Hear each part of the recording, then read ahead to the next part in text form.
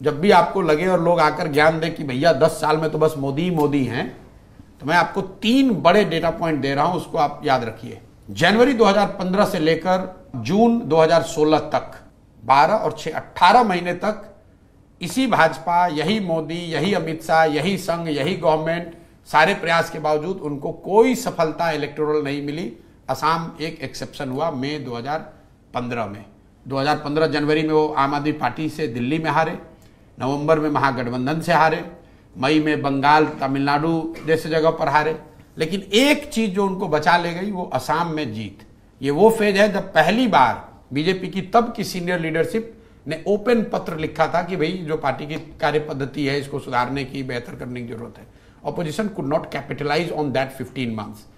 ये पहला इंस्टेंस था। तब मोदी नए थे, सरकार की इतनी कोई बहुत बड़ी अचीवमेंट नहीं थी। स्वच्छ भारत, योगा को छोड़कर, कोई जनधन, 2-3 बातों को छोड़कर अभी वो मतलब अभी जम ही रहे थे।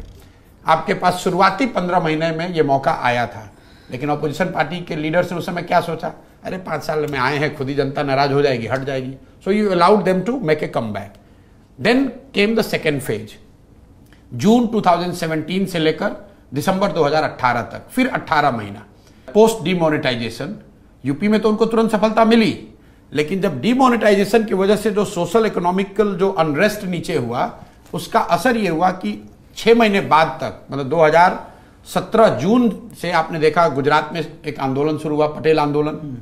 और गुजरात में नवंबर में जो चुनाव हुए 2017 में, करीब करीब भाजपा चुनाव हार गई थी। फिर 2018 में वो कर्नाटक हारे, 2018 में मध्य प्रदेश, छत्तीसगढ़ और राजस्थान हारे।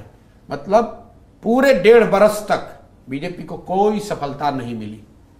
Congress had a time, opposition had a time to make a comeback. They made a huge mistake, they blundered in Lok Sabha, BJP made a comeback. This was second. ये एक दिन का फेज नहीं मैं बता रहा हूं, ये 15-15, 18-18 महीनों का फेज रहा है।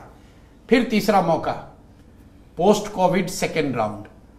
पहली बार अगर आप सर्वे देखेंगे, मोदी जी की personal popularity went down post Covid second round.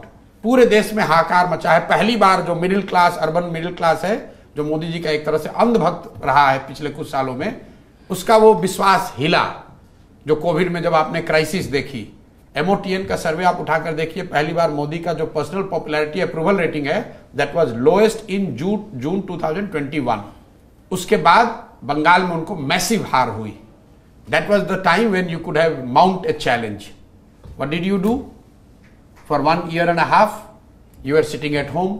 Covid में कोई ऑपोजिशन लीडर, कोई पार्टी, किसी नेता ने कोई प्रयास किया हुआ बता दीजिए।